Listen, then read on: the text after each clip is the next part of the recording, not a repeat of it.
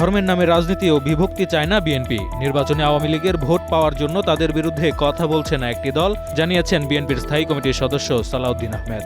বলেন, ৭১-এর চেতনা নিয়ে যারা রাজনৈতিক ব্যবসা করতে চেয়েছে তারা চূড়ান্তভাবে ব্যর্থ হয়েছে।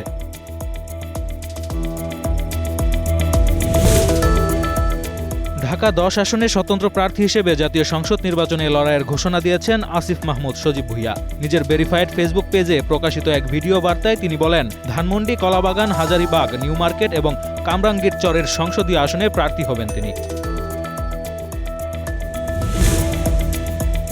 রাজশাহীর তানোরে পরিত্যক্ত গভীর নলকূপের ভেতরে পড়ে নিহত শিশু সাজিদের জানাজা ও দাফন সম্পন্ন হয়েছে। এরপর বাড়ির পাশে কবরস্থানে সমাহিত করা হয় তাকে।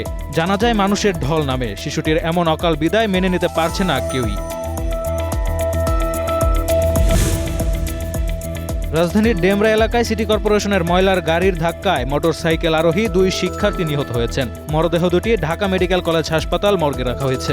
এই ঘটনায় ডেমরা থানা পুলিশ ঘাতক গাড়িটিকে জব্দ করেছে। জাপানের উত্তর পূর্বাঞ্চলে ৬.৭ মাত্রার ভূমিকম্প আঘাত হেনেছে। এ ঘটনায় সুনামি সতর্কতা জারি করা হয়েছে। জাপানের আবহাওয়া অধিদপ্তর সুনামি সতর্কতা জারি করে বলেছে, ১ মিটার উঁচু ঢেউ আছড়ে পড়তে পারে। চীনের সঙ্গে ক্রিকেট সম্পর্ক উন্নয়নে প্রথমবার বাংলাদেশ অনূর্ধ্ব-১৯ দল সেখানে যাচ্ছে। দ্বিপক্ষীয় সিরিজ খেলতে এই প্রথম চীন সফরে যাবে আখি লিমারা। এরই মধ্যে বাংলাদেশ ক্রিকেট দল ঘোষণাও করা হয়েছে।